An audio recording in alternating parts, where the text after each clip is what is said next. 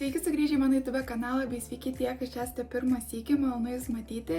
Kviečiu prisijungti prie mano kanalo narių, bei taip gauti daugiau video iš karto, bei taip pat padėti mano kanalui augti. O šiandien aš Jums parodysiu, kaip aš pasidarau savo legendinės garbanas be karščio. Pūkis irgi nori ateiti pažiūrėti, kaip pasidarau garbanas be karščio. Bet jo, buvo daug klausimų, kaip aš pasidarau savo garbanas, kurias tikrai dažnai nešioju, vien dėl to, kad jas labai lengva pasidaryti ir jos gerai laiko ir gerai atrodo ir visa kita. Bet aš kažkada dalinausi, kaip darau šitas garbanas, bet tai buvo per vlogmas, man atrodo, mano kažkurį video. Tad galvoju, reikia padaryti atskirą video, jeigu kažkas norės, kaip sakant, pasiieškoti jo, tai lengviau bus surasti. Tai tiesiog padarysiu video tų garbanų, o ateityje galėsiu padaryti ir kitokių per naktį garbanų, ar tiksliau bangas tokias darausi ir panašiai, tai galiu irgi kitam video pasidalinti, kaip tai darau, bet dabar pasidalinsiu, kaip darau savo tas legendinės garbanas, kurios tikrai atrodo nerealiai ir net atrodo neįtikimai, kaip tai gali pasidaryti be karščio per naktį ir miegoti patogiai, kas svarbiausia, kas man labai pats svarbiausias dalykas, kai daraisi garbanas per naktį, tai kad jos būtų patogios, nes pavyzdžiui, su tais tokiais, kur būna tie tokie ilgi, nežinau kaip pasakyti, bet toks, žinot, turbūt esat matę tokie ilgas dalykas ant galvos susideda ir tu apsisukė. Tai su jais man nepatogu miegoti ir panašiai. Tai yra tokių dalykų, su kuriais nepatogu miegoti, tai atrodo save kankini tik tam, kad gautum kažkokias garbanas. O šitam būdui tai dar net sakyčiau patogiau taip miegoti. Tai nieko nelaukiam ir parodysiu, kaip tai reikia pasidaryti ir ko jums prireiks. Tai šukos, tiesiog šuko, tuomet kokio nors tokio segtuko ir 2 ilgų kojinių. Su kojinėm yra taip. Čia aš dabar turiu tokias plonytes kojinės ilgas, aš darausi su visokiom kojinėm. Jeigu darote su tokiam storom pūkiniam kojinėm, pavyzdžiui, tuomet tos garbanos bus tokios didesnės labiau, laisvesnės, bet tuomet tos tokios didesnės. Dabar, kai darausi su šitomis plonesnėmis kojinėmis, tuomet tos garbanos labiau mažesnės, daugiau jų. Tai čia jūs turite atsirinkti kojinės, kur jums tiktų dydis ir palei ką jūs norite. Tai aš vis pamaišau tas, kaip sakant, kojinės, su kokiamis darausi, nes kartais vienokių noriu tų garbanų, kartais kitokių. Tai pradedam nuo perskirimo maždaug per vidurį, arba jeigu norit, galit lygiai su šukom prasiskirti. Aš prasiskiriu tiesiog taip maždaug per vidurį ir išsišukuoju plaukus į apačią pirmą gerai. Be to, šitas garbanas aš darau ant šviežiai išplautų plaukų. O dabar išsiplojau galvą, išsidžiovinau ir dabar darysiu tas garbanas. Mano plaukai gal 5% dar šiek tiek kažkur šlapi, nes ką tik išsidžiovinau, tai labai gerai, bet nedarykite ant šlapių niekada, nes nemanau, kad gautųsi, bet gali būti čiut dar kažkur drėgni, taip gali būti. Bet jo, tai, o kai esu dariusi ant jau tokių antros dienos plaukų, tai irgi gaunasi viskas gerai, tiesiog man nebepatinka, kad nebetiek būna šaknis pakeltos, nes mano riebaluoti plaukai. Bet jeigu jūs neturite šitos problemos ir jūsų plaukai nesiriebaluoja taip greitai, tai jūs galite visas dienas kartoti šitą būdą ir tikrai gaunasi visą laiką gerai. Tiesiog man gražiausiai atrodo pirmą tą dieną po plaukų plovimo. Tai gerai, pasidarėm 2 pusės, tuomet turim segtuką arti, turim kojinę. Kojinė 2 pusės, taip, ta uždara pusė ir atidara pusė. Tai visą laiką uždara pusė bus viršui mūsų galvos. Ir dabar ką paėmam, tai mes sušukuojam plaukus savo, taip kaip į kasą imtume į viršų. Į viršų, nes šitas dalykas mums duos, kaip sakant, to tokio pakelimo nuo šaknų, purumo ir visa kita. Tai tiesiog pakeliam taip į viršų, lyg norėtume pasidaryti 2 kasytes, bet pasidarom. Pakeliam, tuomet užlaikom šitoj vietoj, pasiemam savo kojinę, uždarą galą užmetam ant viršaus čia kažkur į kitą pusę ir pasiemam segtuką ir prisegam tą kojinę, kad jinai laikytos. Tuomet pasiemam savo kojinę, užmetam ją už galo. Žodžiu, kasa prieki, kojinė už galo. Tuomet sukam tiesiog savo tą kasą aplink kojinę, atbulom, žodžiu, nuo veido į galą ir kai sukam, žiūrim, kad čia tarpų nebūtų, žodžiu, sukam arti vieną kitos, žodžiu, kad plaukai būtų va čia be tarpų taip gražiai. Sukam, žodžiu, žiauri viskas paprasta, nereikia net kažkokios technikos, tiesiog sukam. Kaip matote, čia ta kojinė šiek tiek slysta, bet svarbiausia, kad jinai tiesiog laikytos šiek tiek, kad galėtumėt apsukti. Tai apsukam ir kai lieka jau patys plaukų galiukai, prilaikom šiek tiek su pirštu. Tuomet, ką mes darom? Pasiemam tą galiuką, prilaikom su pirštais ir sukam. Sukam. Tuomet vėl prilaikom su pirštais ir paleidžiam tą prisektą pusę. Aš šitą tiesiog užlenkiu ant plaukų, tuomet pasiemu savo kojinės tą galą ir įkišu savo pirštus į tą kojinę ir paimu tokį kaip griebčiau kažką viduj su pirštais ir pagriebiu tą savo rutulį plaukų ir uždedu ant viršaus. Ir viskas. Laikos, belia kaip gerai, ta prasme, jums tikrai neiškris per naktį. Patogu miegoti, nes viršui sukelta viskas, tai nesvarbu kaip miegate, niekur netrukdo. Ir dabar lygiai tą patį pakartoju su kita puse. Ir nėra visiškai sunku, bent man, nežinau, nesijaučia. Nei vienoj pusėje nėra, kad sunku daryti ar kažką tokio. Ir viskas labai paprastai. Be to, jeigu turite, jeigu turite kirpčiukus ar kažką tokio, arba daugiau čia tų tokių curtain bangs, pas mane irgi šiek tiek yra, tai aš parodysiu ryte, kaip aš susitvarkau tos plaukus, tai nebijokite. Bet jo, vėl mes pasiemam savo kojinę, užmetam ją ant viršaus, prisegam, kad laikytos ir vėl vyniojam. Man kažkodėl visą laiką šitoj pusėje daugiau plaukų, nors atrodo, kai paskirstai būna lik ir vienodai, bet šitoj pusėje visą laiką daugiau plaukų. Tai pakomentuokite, jeigu pas jumis irgi taip visat yra, jeigu, pavyzdžiui, darotės kasas ar kažką, visą laiką man vienoj pusėje daugiau plaukų negu kitoj, nežinau, kas čia per dalykas, bet visą taip. Tai jo, mes vyniojam. Kai lieka galiukas, prilaikom, užsukam, prilaikom, atleidžiam, šitą uždedam, įkišam pirštus savo, padarom griebimą ir pagriebiam plaukus. Ir va, viskas.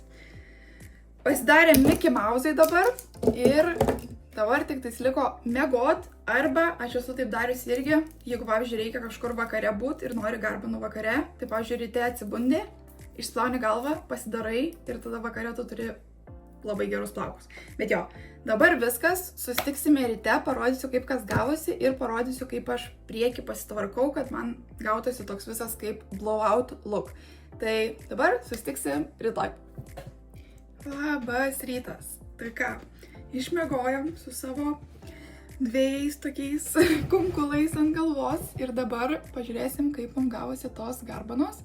Ir parodysiu, kaip aš susitvarkau priekį plaukų, kad man atrodytų labai gražiai. Tai žiūrim, kaip mums gavosi. Mėgstamiausia vieta, be to, kaip pamatai, kaip išėjo. Aš dažniausiai kaip darau, tai laikau šitą vietą, apačią pasiemu ir patraukiu. Ir, kaip ant tiek gali gražiai susigarbanot, su kuo jį atrodo. Kita pusė išsiema. Ir kaip matote, viskas sukilę, tai mums reikia įkišti pirštus savo ir pakrutinti gerai visur. Ir čia jau priklausys nuo jūsų, kaip jūs mėgstat savo garbanas, ar jas šukuosite, ar jas nešukuosite, ar jas nežinau, purkštė su laku, nepurkštė su laku, nuo jūsų plaukų tipo priklauso, kiekvienas savaip darysite, manau. Kai išpurtate, jos atrodo šitaip. Ir kaip matote, kadangi aš turiu priekį dar gan trumpikus plaukus, tai man šita vieta neatrodo labai gerai su savo kitais plaukais. Tai aš iškart atsiskiriu savo tuos trumpesnius plaukus į priekį. Pasiimu maždaug tie, kurie yra trumpiukai priekį. Nes su jais aš darysiu kažką. Ar aš šukuoju garbanas, tai dažniausiai jo šukuoju, kartais nešukuoju, kai noriu, kad man jos labiau tos tokios būtų, kaip sakant, tokios labiau kaip garbaniškos, bet man dažniausiai labiau patinka tas toks iššukuotų garbanų stilius, bet dabar šiek tiek paliksiu ir parodysiu, ką darau su šitais priekiniais plaukais. Tai šitą dalyką galima padaryti su keliais skirtingais dalykais. Tai galite prieš einant miegoti, jeigu turite tuos tokius begudukus apvalius, tai tiesiog susisukti į vidų arba į išorę, kaip jums labiau patinka. Tada antras būdas yra apvalios šukos ir džiovintuvas. Tai su apvaliom šukom irgi stylinat arba į priekį, arba atgal. Tai čia kaip jums irgi patinka. Arba trečias dalykas, ką aš darau, nes man, kaip sakant, aš niekada negalėdavau su šukom ir džiovintuvu pasidaryti plaukų, nes man tiesiog pavargsta abi rankas laikyti pakeltas. Tai šitas dalykas man yra išsigelbėjimas, tai šitoks šepetys, džiovintuvas viename. Tai aš pasidarau su jom ir parodysiu, kaip tai pasidarau. Prieš sukant galima šiek tiek sušlapinti šitos plaukus, kad jie labiau, kaip sakant, susisuktų taip, kaip norit, bet nėra būtina, čia kaip jau norit. Bet parodysiu, kokį veiksmą aš darau.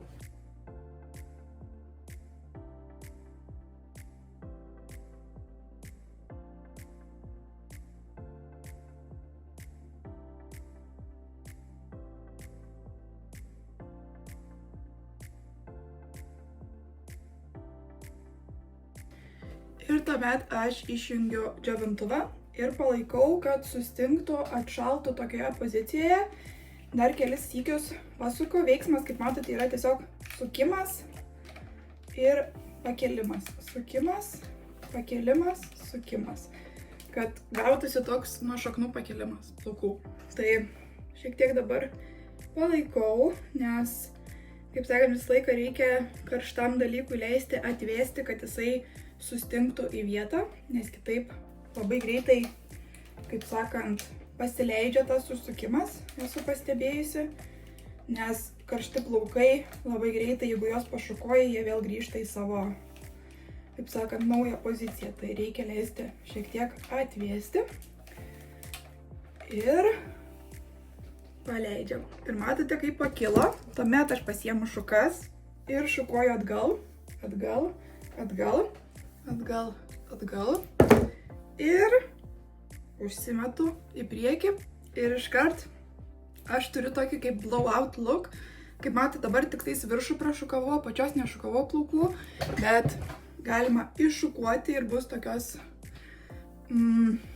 kaip sakant, išsiskirčiusios tos garbanos.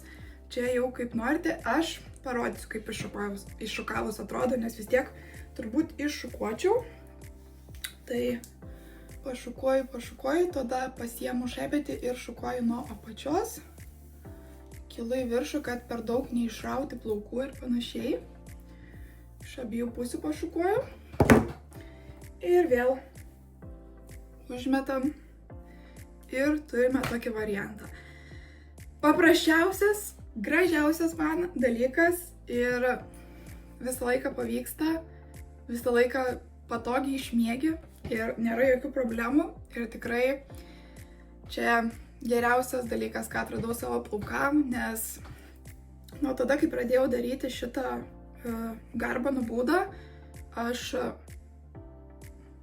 noriu pasakyti, kad gal net kokie 60% sumažinau karščio produktų visokių tų instrumentų naudojimą, nes kam naudoti karštį, jeigu be karščio gali pasidaryti tokias nuostabias garbanas, kurios laiko ir atrodo gražiai. Ir sakau, priekiniai tik tais plaukučiai dažniausiai, kaip sakant, pas mane gauna to karščio, nes, dar turiu, kadangi dar nėra užaugę, nors ateityje planuoju toliau dabar auginti tuos priekinius plaukučius, kad jie būtų ilgesni, bet kol jie dabar tokie, tai juos dar reikia atskirai pastailinti.